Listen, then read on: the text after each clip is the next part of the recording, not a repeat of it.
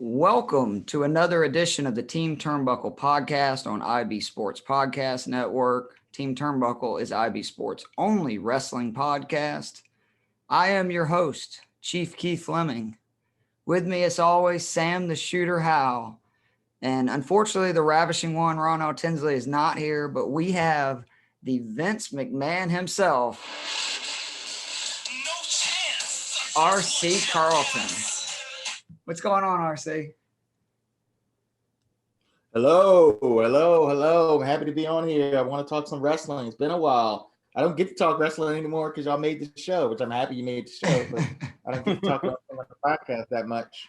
Well, we're honored to have the man here. I can't wait to have him make fun of Sam for being a mark. So let's get right into it on Off the Top. And I want to start with the main event for what was a really good Dynamite this week. But we had the Jericho versus Nick Gage as the second level for MJF's video game for Jericho to get through to get to the big bad. But it was a really gruesome match. I know it was not technically on the, more extreme side of it, sort of a death match rules, but how do you guys feel about AEW kind of leaning into these death or extreme matches? We've had them close the show, I think 3 of the last 3 months worth of shows.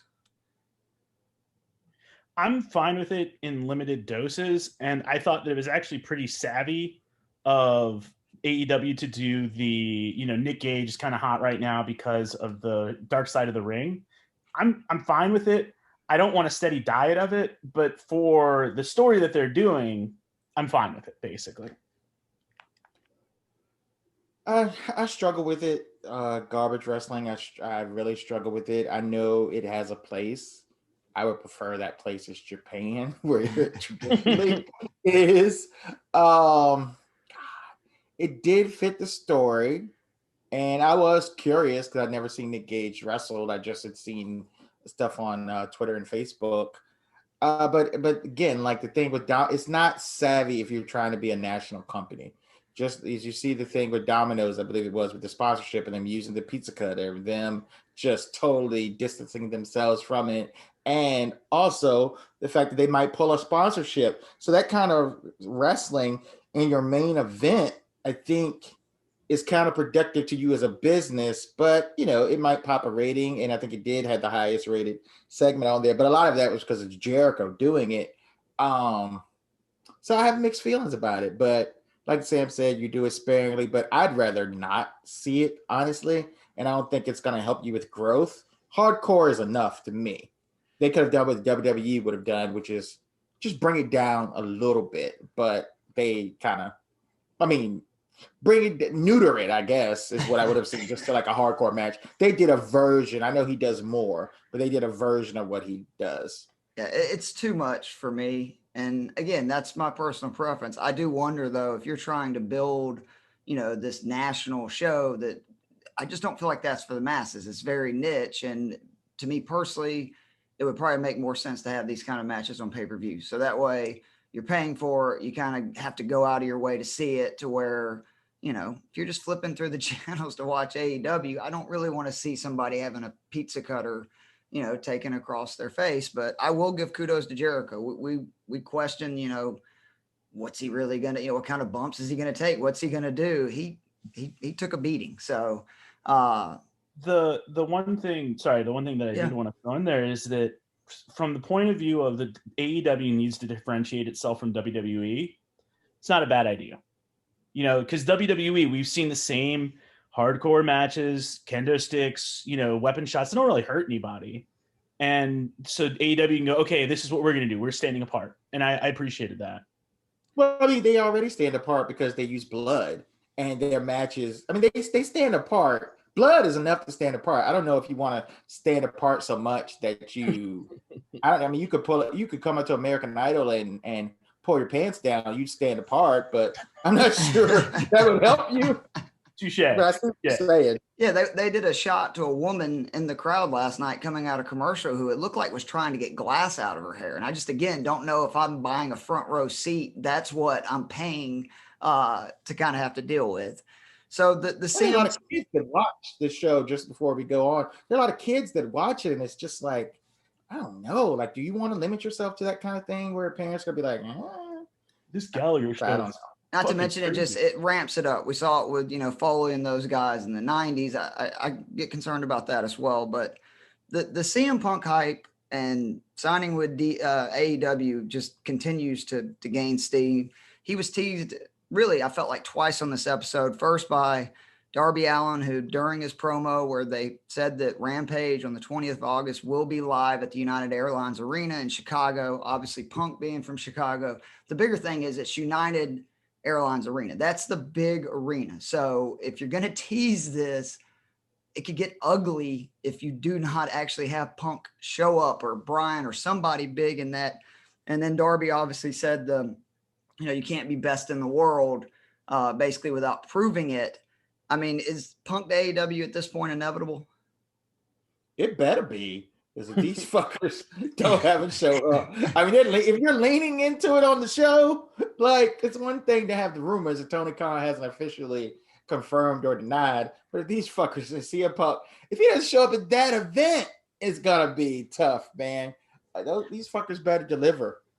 I actually said when I heard Best in the World, if it was going to be a swerve and Bryan Danielson would show up, because that's what he called himself in Ring of Honor. And I know that's a deep cut, but it is like he said it in WWE. It wasn't like his thing, but he said it before in WWE.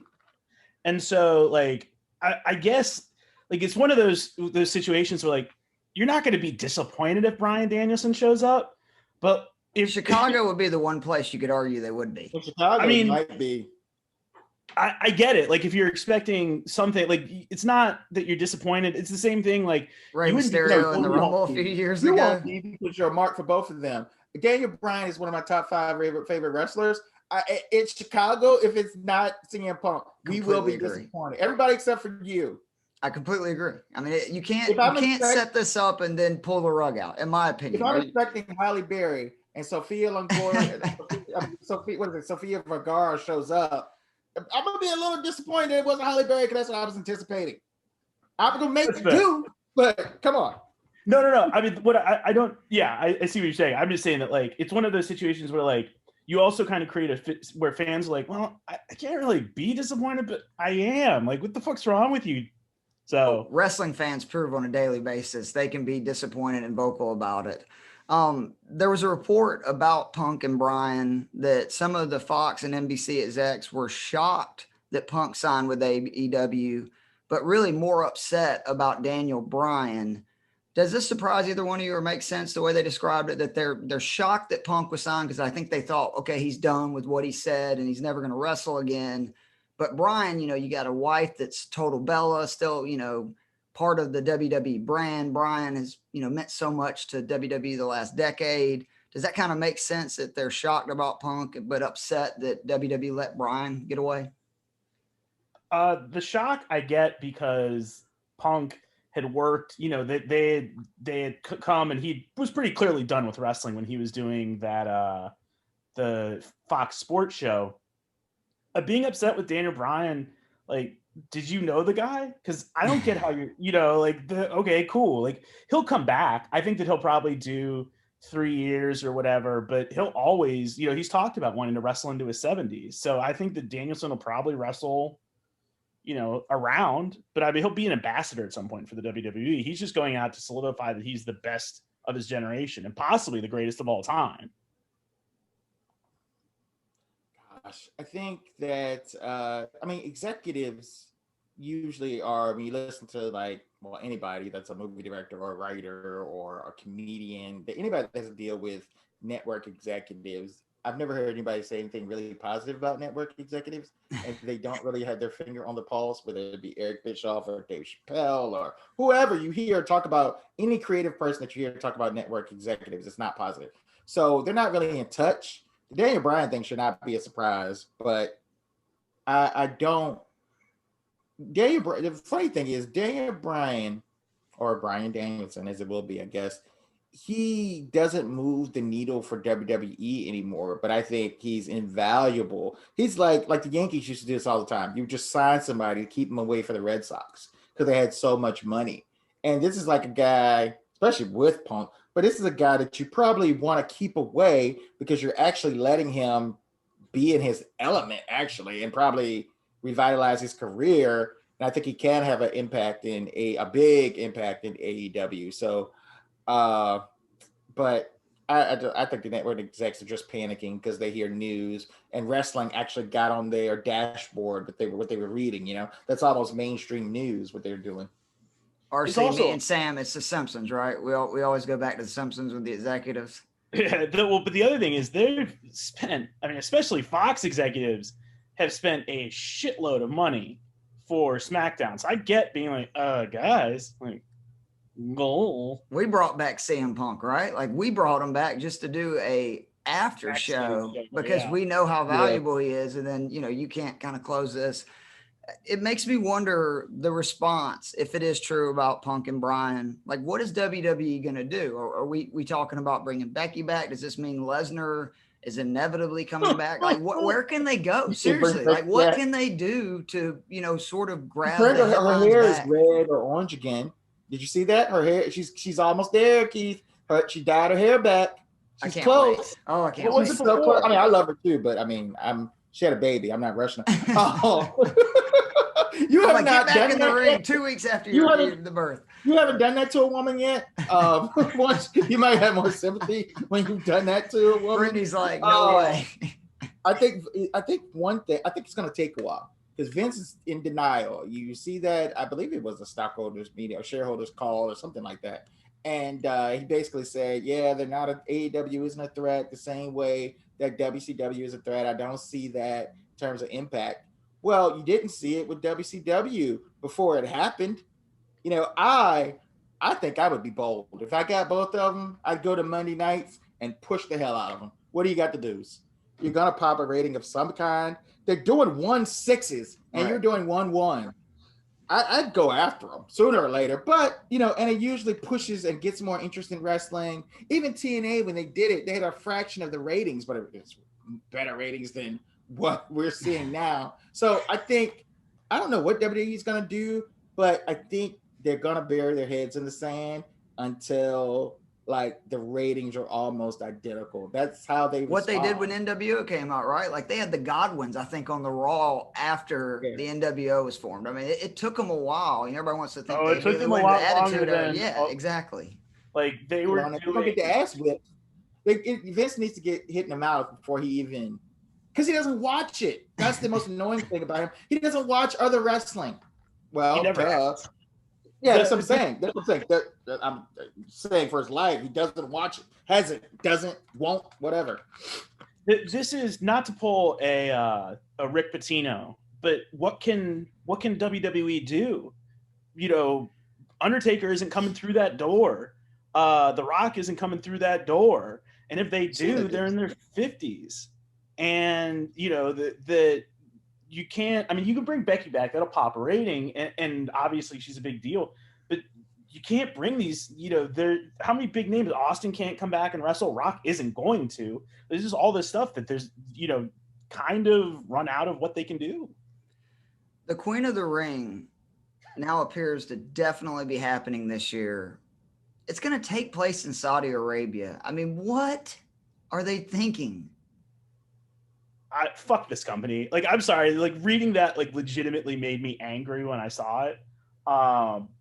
Fuck the best thing for WWE PR was that we didn't have any of those blood money in the bank pay-per-views in Saudi Arabia that always suck, that are always a reminder that the WWE is making a shitload of money for it is one of the most evil things that you can do. DX versus Brothers of Destruction is all you need. It's just it's just gross. It makes me sick to my stomach. Everyone hates it except for Vince because he makes money. And then they're going to go over there and jerk themselves off because we have women wrestling in fucking full body condoms. It's just gross. I hate all of it. I hate those shows. It makes me really hate the WWE. And it just fucking lame and vulgar, and like they're gonna. It's just like I don't know why they're doing it, other than to be like fuck you to the fans, and because it makes them a lot of money. They can say something too, right? That can be something where they can be like, we went over to a country that women are still second-class citizens, and gave them a platform. But I'm kind of with you that it just, I feel like that there's better ways to do that. Moving on to the superlative. Oh, I'm sorry, RC, my bad. Go ahead. That's how it is. That's how it is. I'm not Ronell Keith. I talk a lot. I'm very visible and I talk a lot. But no, I was gonna say I'm gonna give Sam a pass on that little liberal rant, and I'm gonna let him go on that one. But I will agree that it's stupid, and WWE put the women queen in the ring in Saudi Arabia. The fact they don't see the irony of that is like, can the women drive alone yet? I don't think so. No, I think they changed that, but my God, don't it really is. They're gonna jerk themselves off over it, and their little propaganda. Like I see it on because they're definitely gonna do that. Oh yeah, it's history. Yep, you know that. So let's move on to the superlatives of the week. We're gonna start with the face. I was going to go with John Cena because he's still opening every show. I think he's still doing great work, but I'm going to go with Bianca Belair for doing maybe one of the best matches possible in front of like 80,000 people that didn't give a damn who they were. Like, I don't think they gave a damn who it was. I thought she still looked like a star. I felt kind of bad for her and Carmella because I thought it was a good match, especially in front of that had to be a weird deal to be up on stage in front of that many people. They weren't really interested or wanting to know, probably didn't know what was going on, but she's just such a star. And, Sam's talked about it several times. I cannot wait for the impending Bianca versus Charlotte feud. I can't wait for the Bianca versus Becky feud. There's a lot of really money feuds coming up with her in the near future. I went with my boy Samoa Joe. I've not been excited for anything involving Karrion Kross, and I'm excited for them to wrestle. The only thing that I'd be more excited is if Joe is like, I can get out of this deal and go wrestle in AEW with my best friend. That would be fun. Joe's looking long term, right? With that contract that he signed with W. That's the one thing is if you sign with AEW, yes, it looks good. Yes, he's got a billionaire behind it, but there's no guarantee AEW is going to be here in a decade. WWE is going to be here in a decade. And if you can get in, and whether it be, somebody that's literally, working the matches or training, stars or booking the matches or, working as an on-air personality, it's a gig where you can get a paycheck forever. And I think that's what Samoa Joe's doing. And it's probably a right idea. The only problem with that is they fired him. That's fair. That doesn't show me long term if they fired him, and then the other guy had to pull a string. That's very fair. The heir apparent. If Joe Biden fired me and then Kamala Harris hired me back, I wouldn't think that my days in administration are. But I know what you're saying. But they fired him. I think you're forgetting that. Touche. Who you got, RC? Got Hangman Adam Page. It's taken me a long time to get on the train. A lot of these guys that Sam and Jason, Gil Martin, and other guys they talk about that follow like international stuff. I've been trying, or just in general, follow indies or whatever, more than I follow. It took me a long time to get on that train. I think like seeing kind of how the storyline's been crafted, because I fast forward the Dark Order, so it's tough. But seeing how the storyline's been crafted and this journey they've had him on and some of the care that they've taken with this storyline, and then to see that opening segment, to me, what they did with him and that video montage. I didn't even know AEW could fucking do that.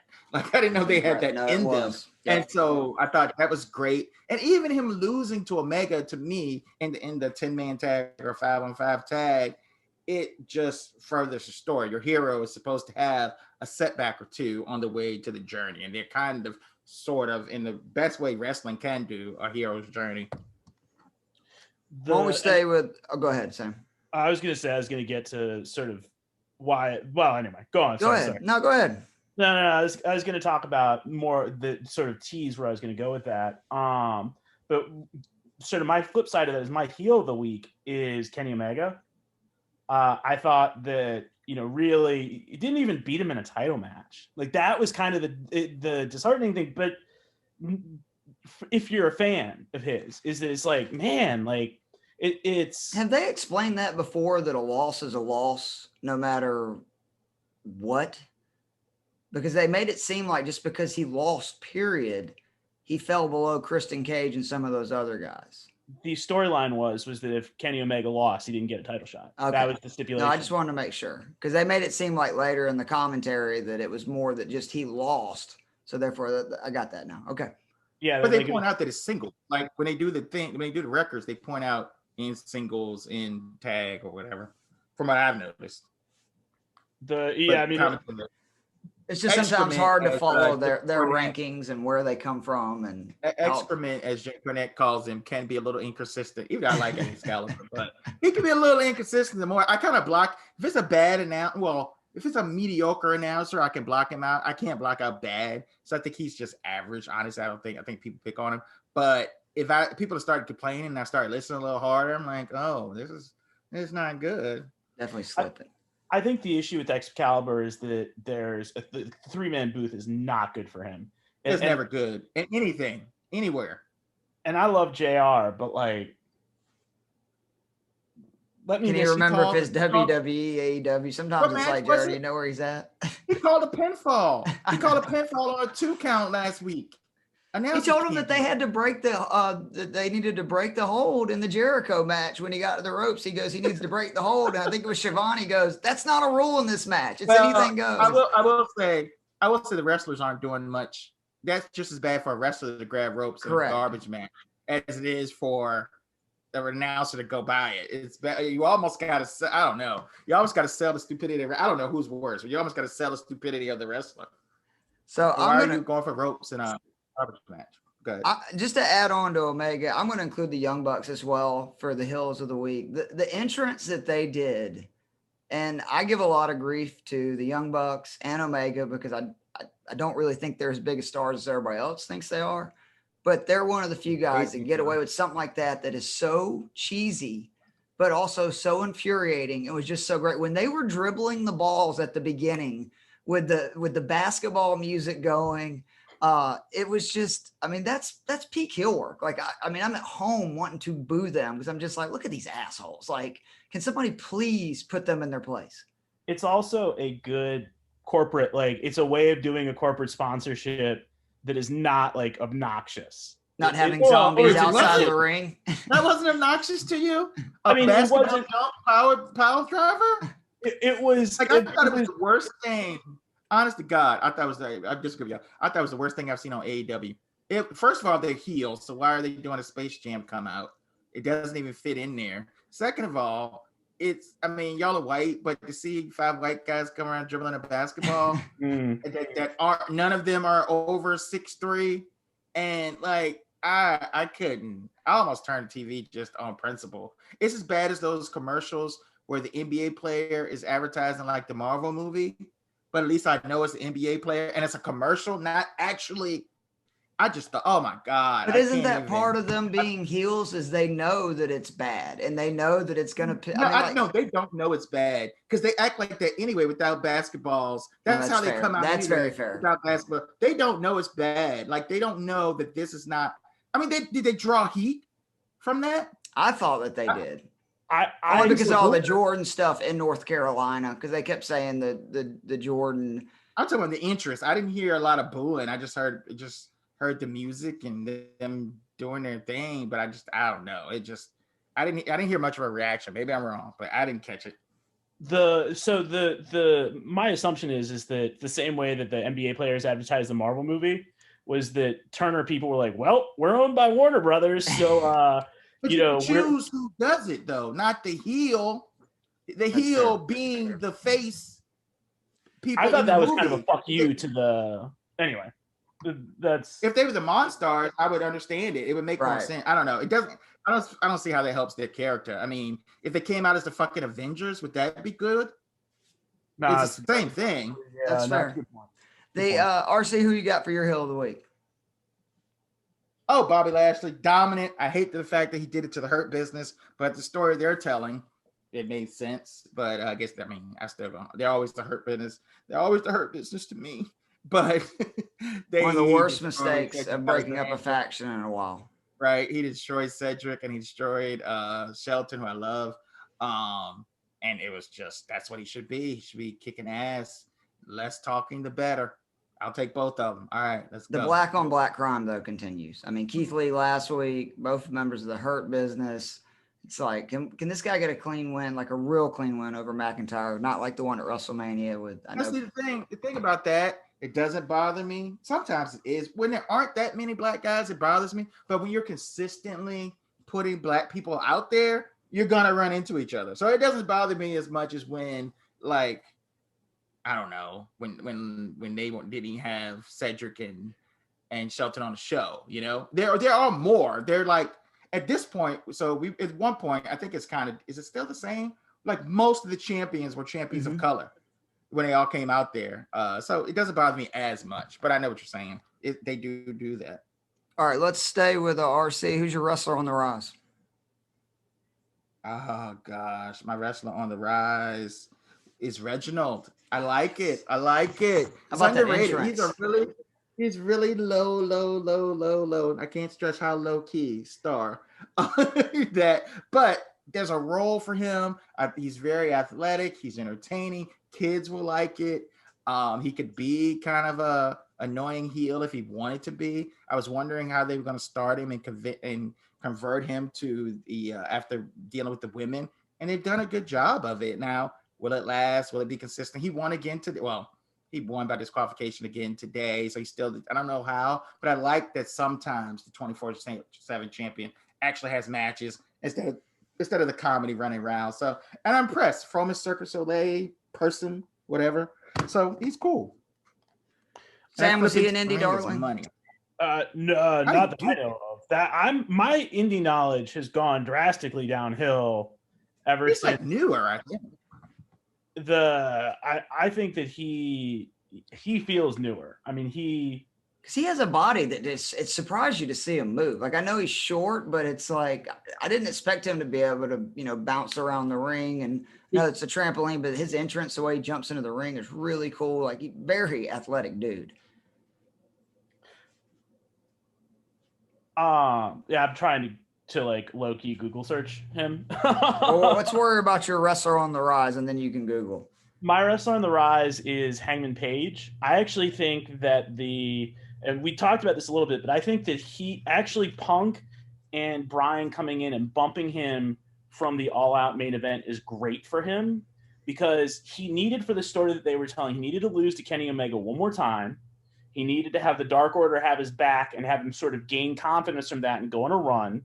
Kenny Omega has not been booked as a strong champion, so they can have him beat Punk and Dragon, and he's stronger. You get the full story with Hangman, and you really think if Punk and Daniel Bryan show up, they're facing Omega soon after being there, and they're both losing to him? Yes. No way. I think that I think he will beat both of them, and I think it will make him 1,000 times better for that. For just that reason, I think that when he kicks out of the one-winged angel and finally wins, we're going to lose our fucking minds. It's going to be great. I hope you're right, because I really do worry that this is the second time they've kind of stop this feud. And if it's true that Punk and Bryan are coming, there's going to be a lot going on. And it's just, we know how wrestling works. They may have a plan for you to be champion because you were one of the top guys in the company. But then when you bring in these other people, by the time he gets back to that spot, they may decide, you know what, it's MJF's time, or you know what, it's Darby's time, or it's time to give CM Punk a run. It just, anytime you get halted, because it looked like they were moving towards, there was definitely word that there was rewrite. So it looks like they were working toward his championship like soon. And it just, if it gets, held off, who knows when that's going to actually happen. My wrestler on the rise is Malachi Black. I really am digging the Cody Malachi deal, even though I know it's a little too on the nose to the Shawn Undertaker WrestleMania 25 with, Malachi always wearing black, Cody always wearing white. But I just loved Cody being back there in the EVP, getting ready to give one of those promos that literally nobody wants to hear. and Malachi just kicked him right in the face right as he started. I just thought that was great. I think it does prove that Cody's a little bit more in the joke, in the know than we think. For him to be sitting in the EVP chair, starting to give a promo and get kicked in the face. But I just hope that this is Malachi winning next week, because if not, it's going to be hard to say that he's the wrestler on the rise. Are you guys surprised that they're giving us this match on TV next week? No, because I mean, they rush sometimes.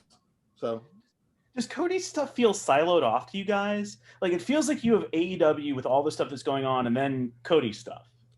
I usually like that. I do too.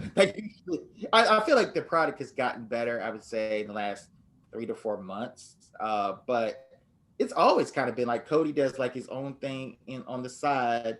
Since he lost to Jericho, right? Like, once we knew he couldn't be champion, he's been, I feel like to the detriment, actually, because I think he should be in the main event scene. But yeah, he definitely is off to the side. Even his style of wrestling and the angles that he's doing are not the same kind of stuff as the rest of the you're right. He's still a storytelling wrestler, like a lot of the old school guys, to where most of these, new guys are just, I mean, it's unbelievable some of the stuff they do, but they're more work matches, spot matches, whatever you want to call them. I still love Cody tells a story in the ring. Most of his matches end up meaning something. Wrestler on the slide, I do disagree. Like I said, we went over that a little bit, Sam, but I am worried about Hangman. I think that if he was going to be champion, which it looked like he was going to be, then Daniel Bryan and CM Punk, it looks like got signed, they've rewritten. I do worry that he may not get that opportunity as soon as people think. It may be way down the road, because you don't ever know what's going to happen in that time, and there's so many other people in AEW, but I'm all in on Hangman. So hopefully you're right. I'm wrong about this, but I always get nervous when somebody was right there at the precedence. It's kind of like, I think you got like, I'm agreeing with you. You got to strike while the iron is hot. You think Kofi years ago with Randy Orton. You think of, I think recently Orange Cassidy. They could pull the trigger on that and made it like a bigger thing. When the guy is hot and you have the momentum, and I mean, WWE does it all the time. They prove it. The hot and cold stars, the cooling guys off. It works. It works. That's why they haven't produced a star, because it works. I think you got to get the belt on him as quick as possible. I would want him to be my champion when those guys came in. You got those guys feud with, maybe he feuds with Cody, maybe you feud with Omega, maybe they feud with the Bucks. I don't know. But I would have Hangman doing his thing, being the champion, building up, and then maybe he fights Daniel Bryan. But you gotta get him. If you don't get him there before they come, I think it's too late, or right when they come. Honestly, I think it's too late. And if Omega goes over, God, I will stop watching it until they literally do show up. I will stop watching it. Who's your wrestler on the slide, RC? Let me go look. I actually forgot. My wrestler on the slide. Oh, it's Riddle. Riddle needs, I know, Sam, maybe we can have it out or not, but he needed Randy Orton.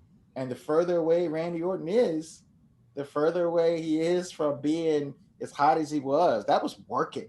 And then this week, I don't even know if he mentioned Orton. I don't know if I didn't catch it or what. He's jobbing to Love John Morrison. The company doesn't. So jobbing to John Morrison is not a good sign. Like, I love him. I think, God, I would have pushed John Morrison as my world champion years ago. But they don't think that. That's like losing to Dolph Ziggler. He's like the raw Dolph Ziggler. So that's mean. It's fair. It's a good comparison too. I'm joking. That's just what they are. Like, I still love both those guys.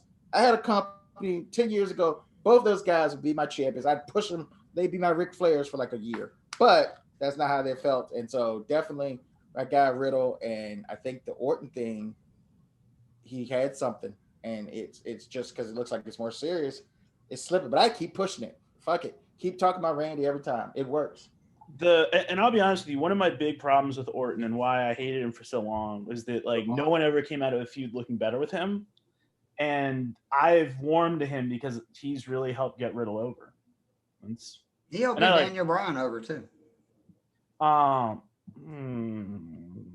gonna ignore that, because the guy who actually helped get Daniel Bryan over is my wrestler on the slide, John Cena. Did either of you catch his promo at the beginning of SmackDown tonight? No. I did. What did you think of it?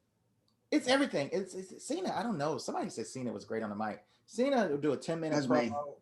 me. I think it was. Cena will do a 10-minute promo. 6 is good and 4 is terrible. But it's functional because they like that pandering, and he did the thing with Corbin and he pandered to the crowd and they respond, and like he's what they want someone to do, but I don't think it's compelling. I don't either, and it just got into like a bunch of stuff that I really hate, which is, first of all, he was like, Roman, would you, like, comparing himself to Austin and The Rock, which is just like never a good look to me. Like, never compare yourself to greats if you're great. It just doesn't look good. Wait a minute, come on, I'm not even seeing the guy. Come on now, he's in that. No. He's 100% there. I just hate when people compare themselves to other people like that. Like wrestlers do. Not always in It's public. not like, it's the wrestling though. It's not like LeBron James doing it or something. I don't know. Right. I know what you're saying. But then he comes out and he talks about Roman Reigns, and it's like he's stuck in 2018 or whenever they feuded. He's like, Roman, like, you're not scared of me. You're scared of how I'll make you look. I was like, bro, like, he beat you before, and he's only gotten better.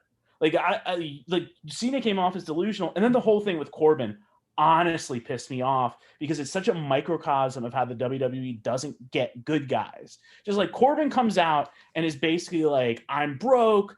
Apparently not being able to have sex with his wife in a week caused her to leave him, which, damn, Mrs. Corbin. But there's that, and he's like, can I get some money? And Cena hands him, like, I couldn't tell how much it was, but it didn't, it was like a single bill.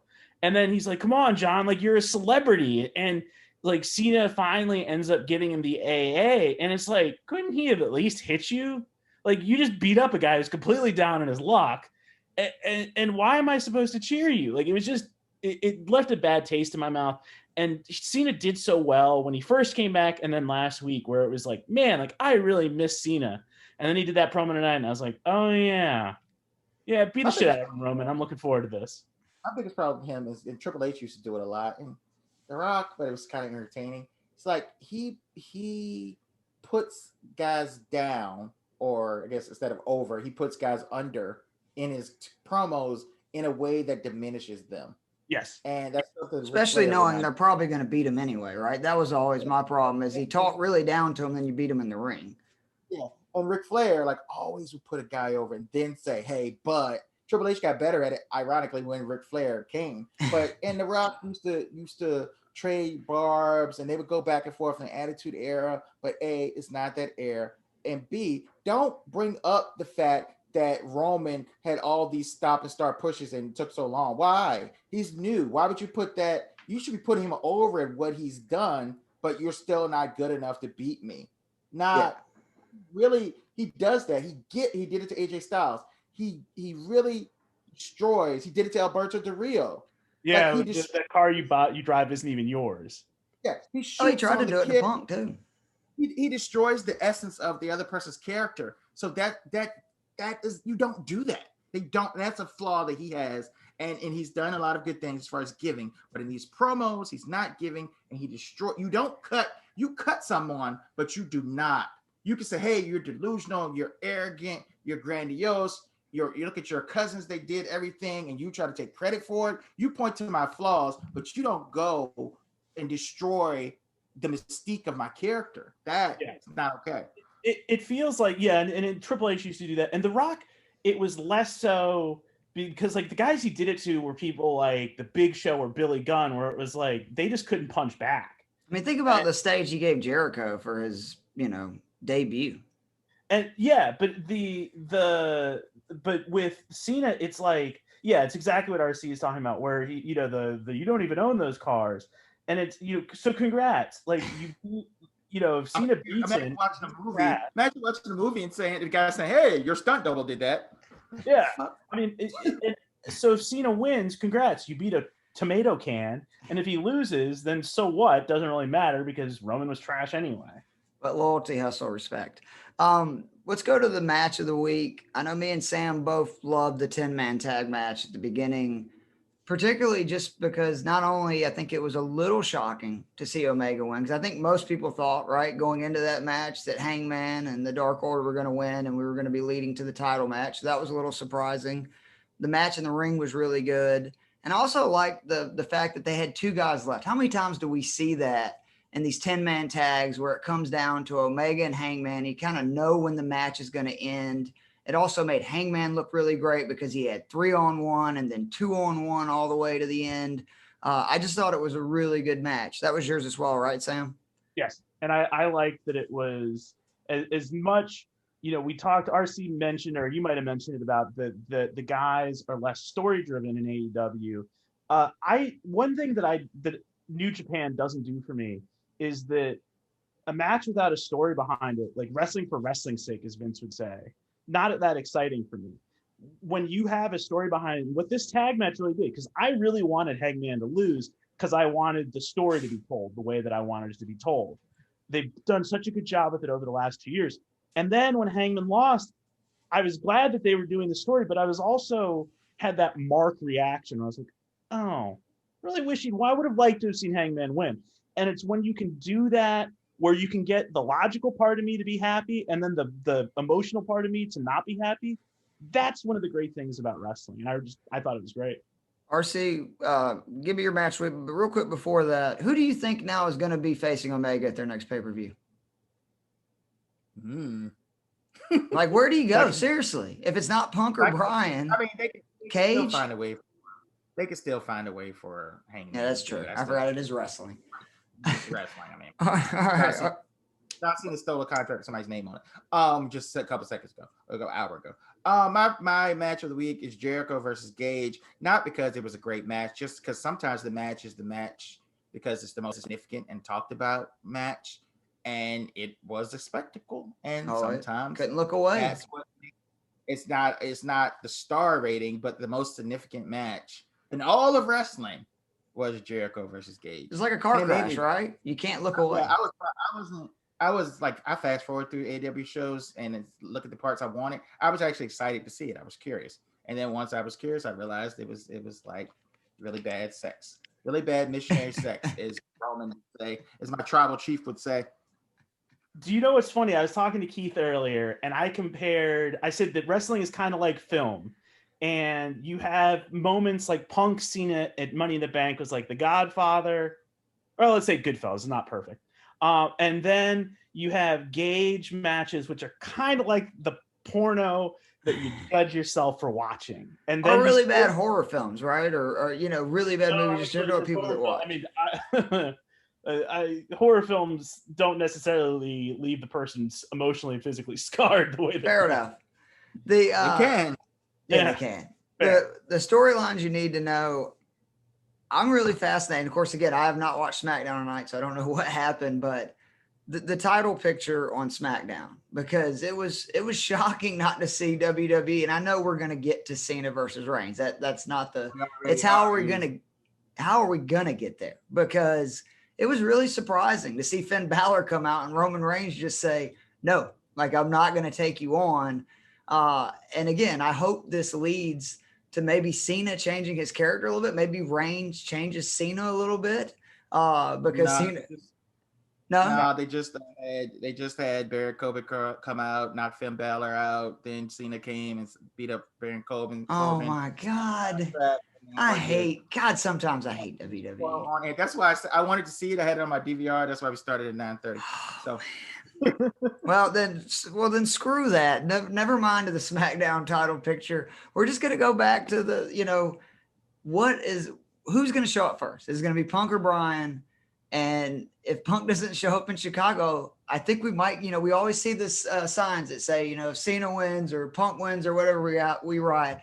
With all that they're doing for Punk in Chicago, if he ends up not showing up, I think that crowd might riot. So, I mean, that is what I'm looking is where is AEW going? Because we've already seen with Hangman that plans are changing. Tony Khan, I believe, admitted on a podcast that they have kind of rewrote their long-term storytelling because of some things going on, which it's like, God, again, can you say a million times without saying that CM Punk and Daniel Bryan are signing? But it's exciting to see. And this again proves that WWE, what RC was talking about in the beginning, it's going to be a while before they even react to this, because that's not what I want to hear on the show that's good, that you had something interesting and then you just made it about as boring and as predictable as it possibly could be. My storyline you need to pay attention to is as somebody who's a fan of mythology, the Labors of Jericho. It's based on it's at least referencing the Labors of Hercules. And if they have him like making, just for comedy purposes, Jericho having to like clean out a lot of horse shit would make me so happy and would be really funny. But that's really all I'm interested in. What move is he going to do off the top rope to win next week? The Hurricanrana, probably. That's all he can do, really. I mean, are you guys also like? I don't know how much you remember Juventud Guerrera. That could be a train wreck. He's been wrestling though, I heard, right? Like he has been doing some wrestling, and like he's in better shape than Jericho is for his age. It's not the shape. He got fired from WWE for going into business with himself against Kid Cash. He got beaten up in Mexico by Conan and Jack Evans in like 2008.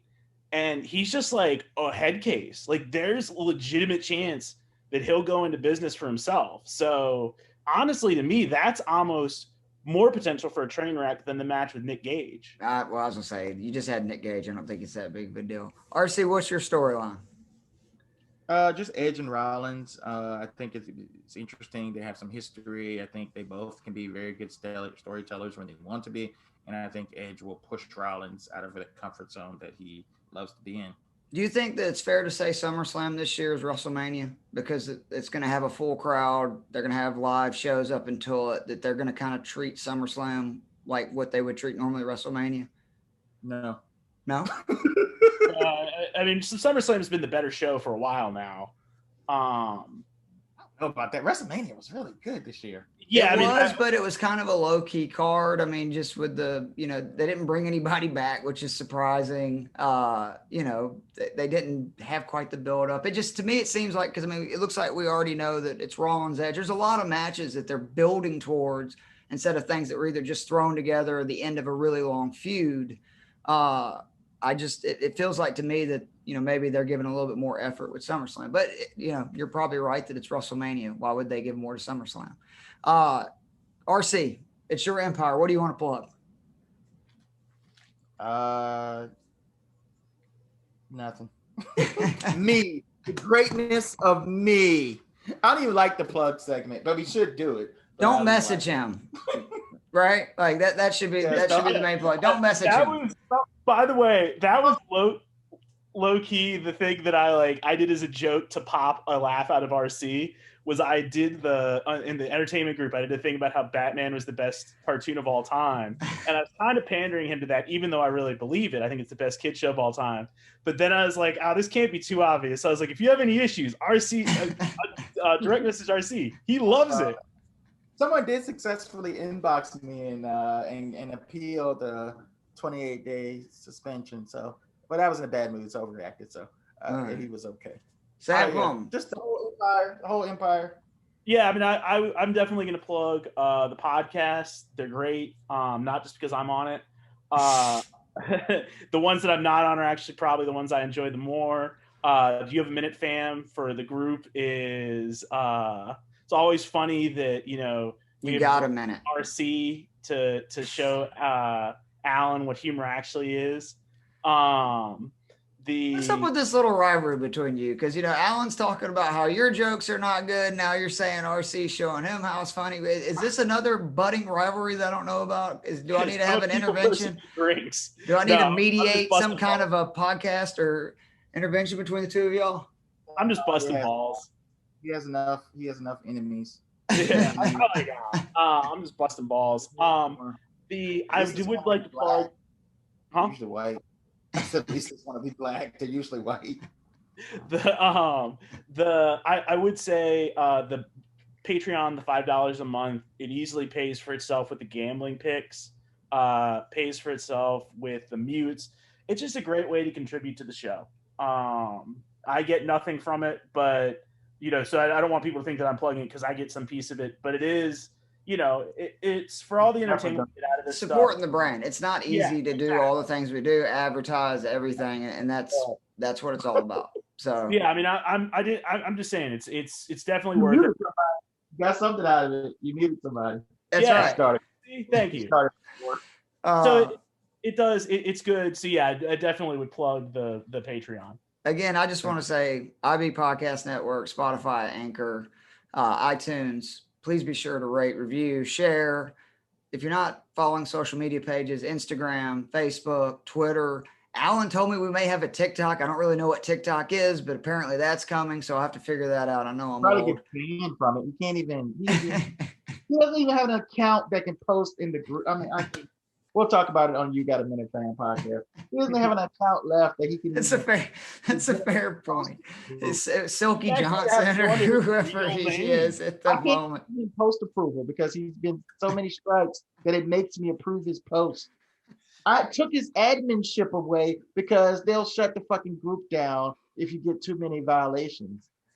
Alan, the real MVP of I don't know what that would be. Just basically messing things up. Measured one. So you won't get in trouble for this one, Keith, because I'm going on and on, but because of our time. But I thought I was the measured one, and he's fucking off the rails. You know how bad it has to be if I got to pull you back? Doesn't he? He's got a second child on the way. Is that what he told me?